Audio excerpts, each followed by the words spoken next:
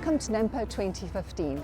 This has to be my favourite exhibition, not only in South Africa but the rest of the world, and that's because it's as South African as Melktat. Let's face it, we live in a really special place. Where else do people dance when they're sad and use expressions like just now and now? Speaking of which, join me on a trek through this lekker exhibition and I'll show you some of the highlights. Now. Any self-respecting farmer has at some stage used a Toyota to navigate the countryside, and to prove their capability, Toyota was demonstrating the prowess of some of their 4x4 models.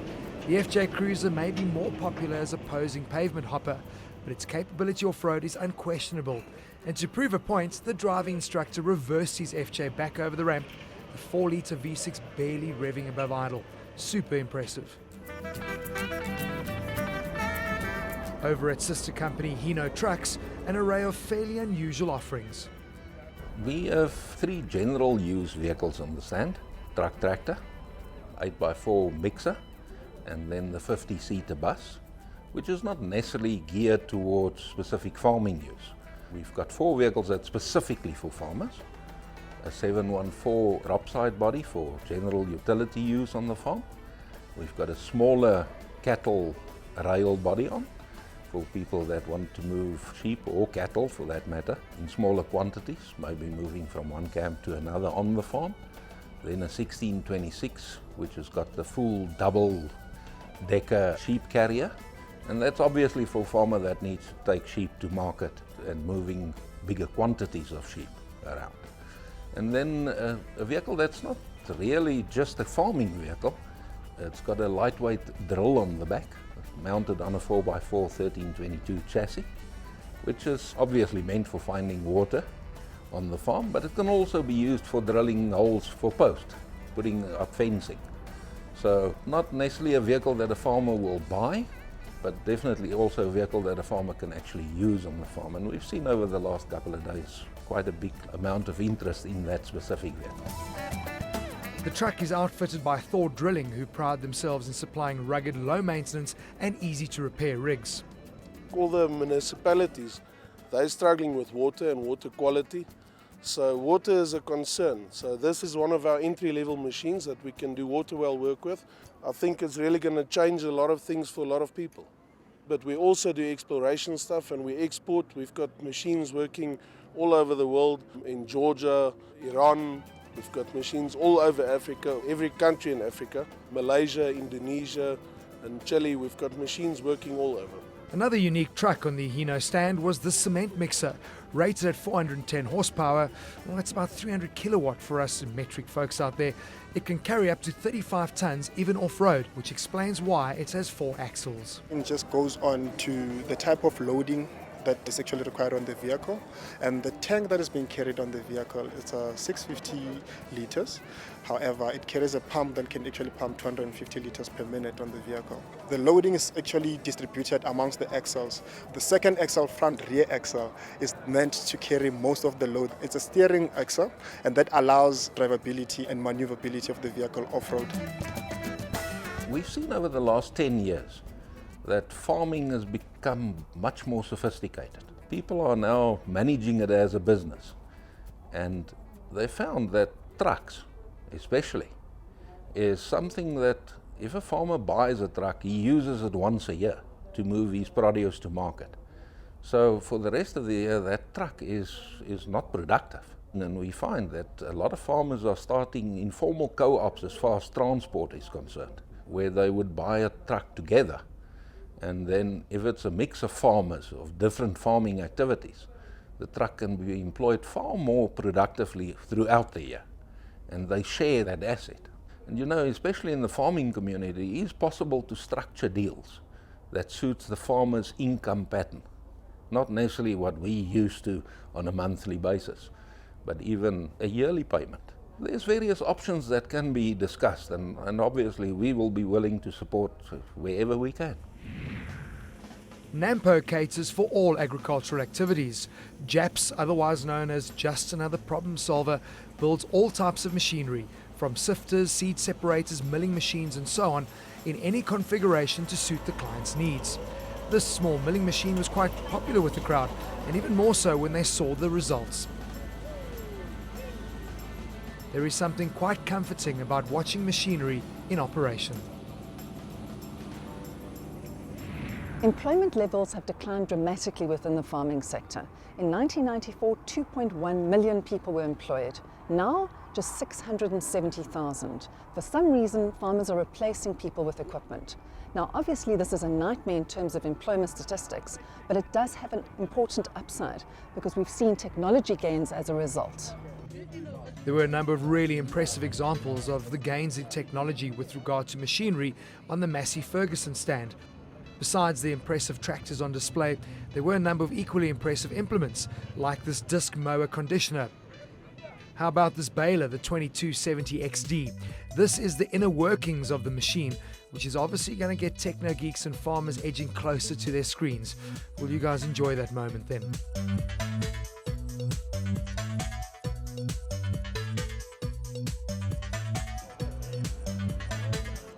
Then we have tedders, rotary rakes,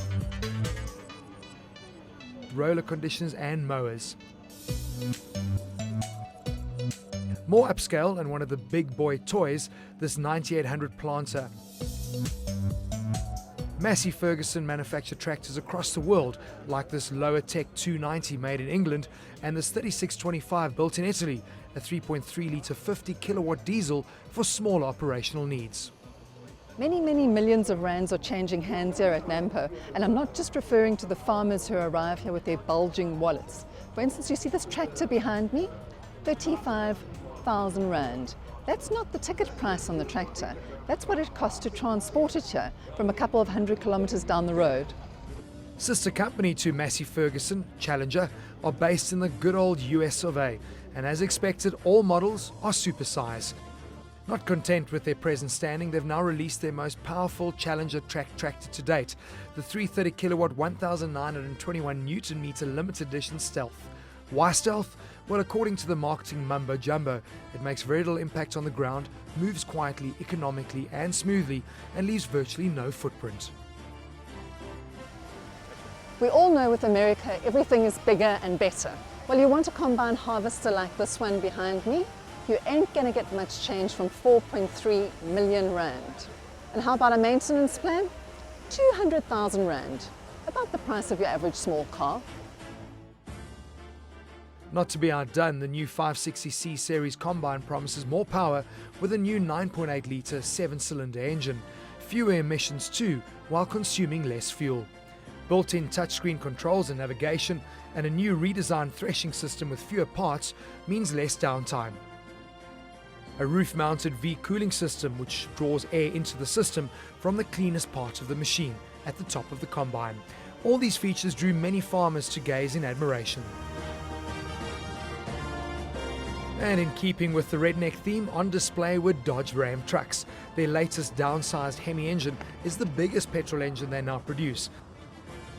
It pales slightly to the now discontinued 8.3 litre Viper engine, which boasted a 0 to 100 time of 4.9 seconds and a top speed of 248 kilometers per hour.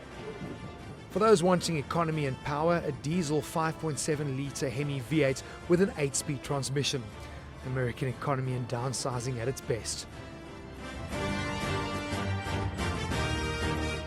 And onto a different type of super truck, probably the best looking example of how a good wrap job can literally transform a truck.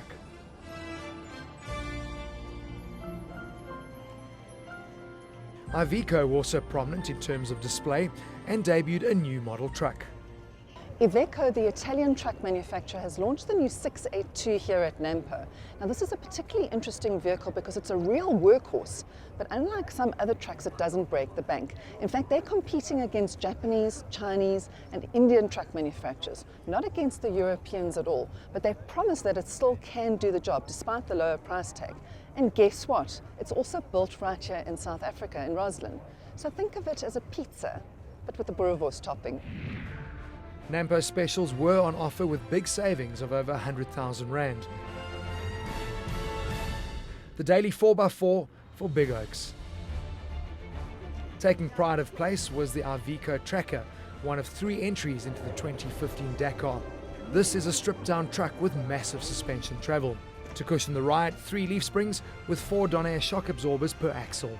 To manage the long stages, a 700-litre fuel tank, an output of 630 kilowatts from a 12.9 6-cylinder engine, and finally an 8-speed ZF gearbox with 3,500 Newton-meters of torque on tap.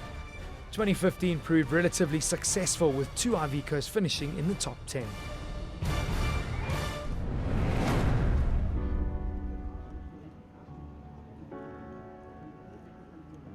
Not everything about Nampo makes me smile. Behind me is a monument to the farmers and their families who have been murdered since May 1961. A total of 1,861 people have died on farms in this country. And the impact is not just the death of those people, because on average 100 farm workers are also displaced. Stay with Nampo 2015. After the break, we continue with more highlights from this year's show.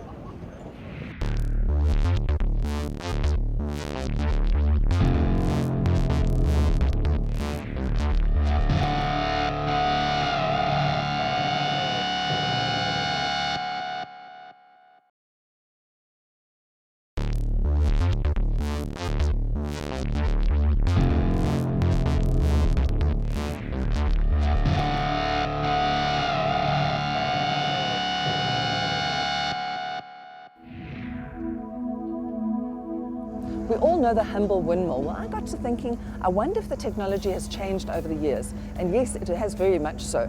This is the head of a windmill pump, and it used to contain an oil bath and run on gears. Now, we all know that combining oil and water is not a very good idea. So these modern pumps are so much better because they only run on bearings. They're very efficient, much cheaper too, and obviously as green as Kermit the Frog. Just in case you're wondering, what does a windmill cost nowadays? Well, about 19,000 Rand. Not bad. Bell is a name synonymous with South African know-how and rugged ability, and this year's display was no exception. The company's been going for 60 years. We celebrated our 60th anniversary last year, 2014. Fully homegrown South African company, and the business continued from small to where it is today, very much in the small field of cane loaders, cane handling trailers, and today we stand as a company that exports to about 65 different countries in the world. We're running with some world leaders out there, and with all the technology that's come via the South African factory in Richards Bay, and our continuous engagement with our suppliers. There are no local engine manufacturers or transmission or whatever, so we deal with the world's best, Mercedes-Benz, Allison, Transmission, etc. We've formed quite a few partnerships over the years with John Deere, who owns 32% shareholding in Bell. We've got a partnership with Liebherr. We've got a partnership with Finley, which we've recently just concluded, which is a company from Ireland, also a family business. So it's nice to be associated with these companies as a whole, and obviously just gives us the opportunity to be more competitive in a wider spread of the market out there. You know, in the various markets, being construction, mining, sugar and timber, etc. The products we actually manufacture in South Africa is a 3-wheeler sugar and timber handling machine. Various applications, and a version of that is also a forklift used in the brick industry. Then we've got an industrial tractor unit, similar to an agricultural tractor, but it hasn't got all the other features. It's mainly used for industrial haulage, but also in the sugar and timber. Then we've got our major product, our articulated dump truck, which we range in about 6-7 different models. With our articulated dump truck across the world, we've been very, very successful. And then we also manufacture a TLB, which is actually a John Deere product, but they've allowed us to manufacture it in South Africa in Richards Bay, and obviously locally we market it as Bell equipment. Here's another homegrown South African success story. This company is called Desi, and they produce yellow metal for distribution both here in South Africa and also up into Africa. They're building about 120 units a year. So think of them as Bell equipment, but 40 years ago. With a design office developing a new product every year, the engineering department is kept very busy with profile cutters, welders and CNC machining. The result is a variety of machines from dump trucks, haulers, tractors, graders, front-end loaders and trailers. The ethos of Desi equipment is their belief in keeping it simple for ease of repair and low-cost maintenance. In fact, they boast that their machines can be maintained by an average skilled mechanic. A variety of well-known components are utilised in the machines, engines from Cummins and JCB, and transmissions from ZF and ITL. Another homegrown South African success story.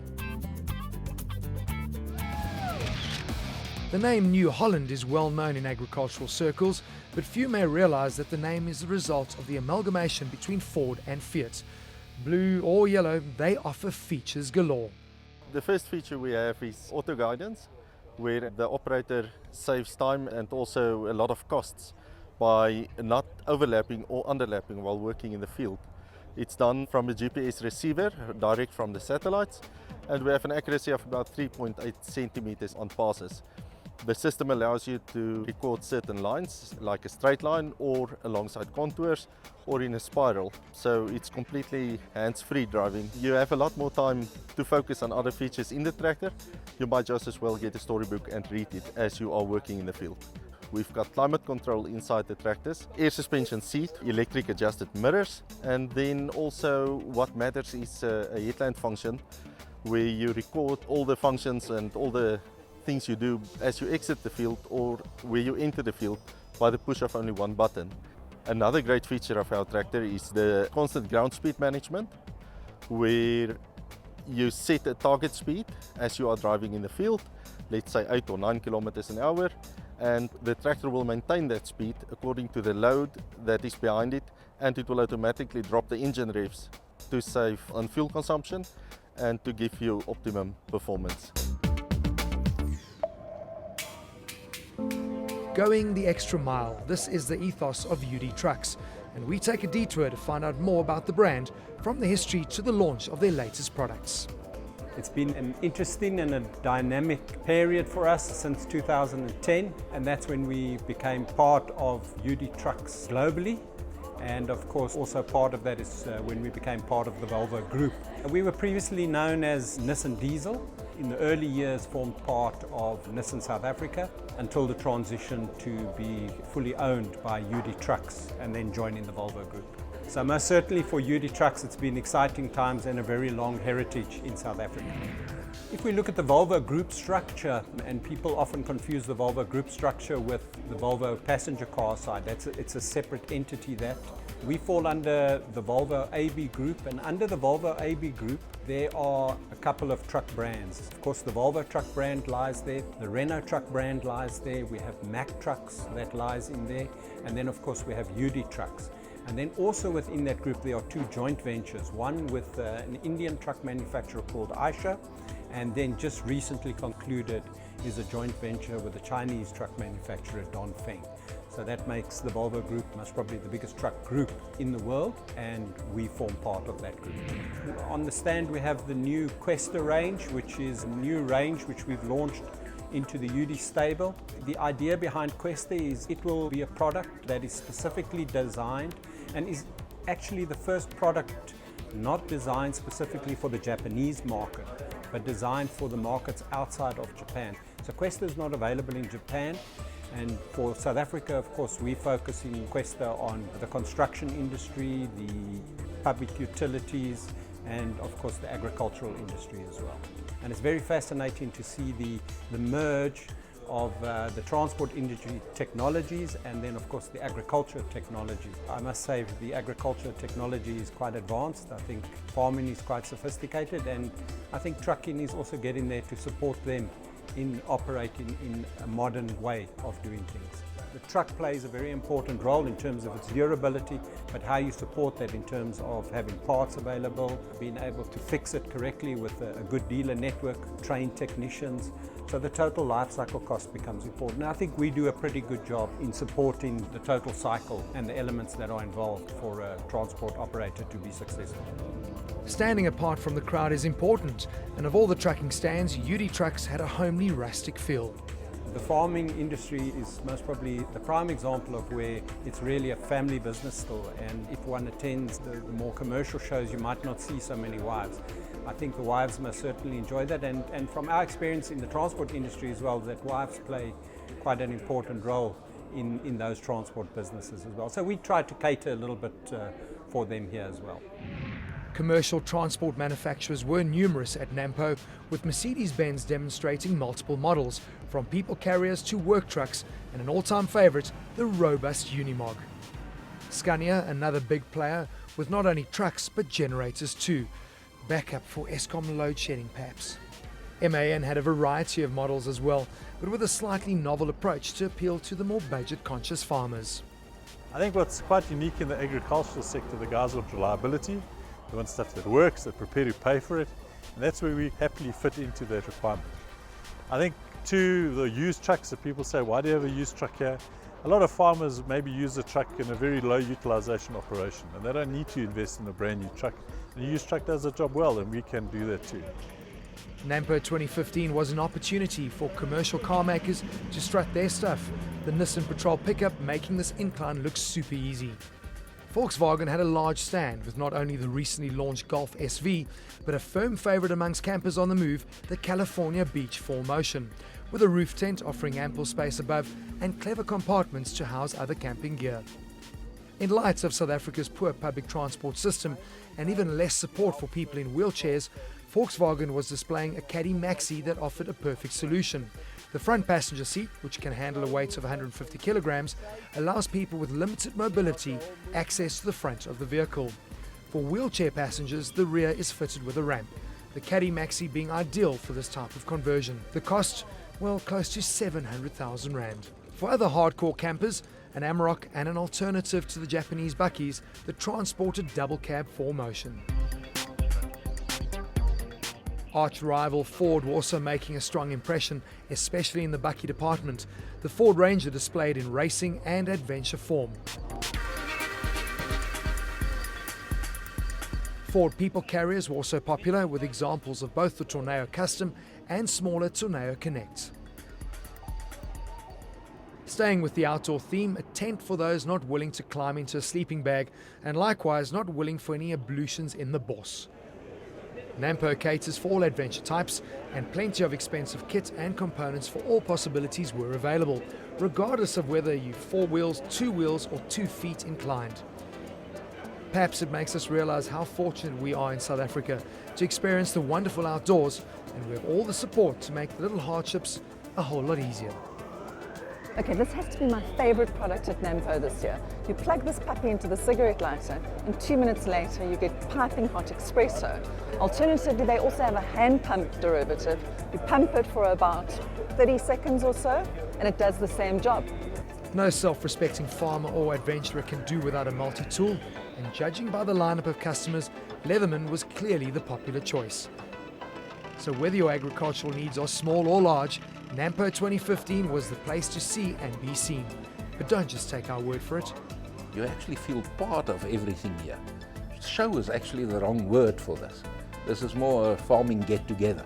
The show itself, full of lovely people. If you haven't had a society at Nampo, you haven't been to Nampo, you've got to go get one. Apparently they sell 24,000 a year at Nampo in 3 days. Fantastic stuff. No, this is just a real place. So there you have it, Nampo in a nutshell. This is not a sector without its challenges, but it does have a certain resilience, a South African uniqueness and a distinctly South African flavour. And as they say in the classics, our smaak het stikkend.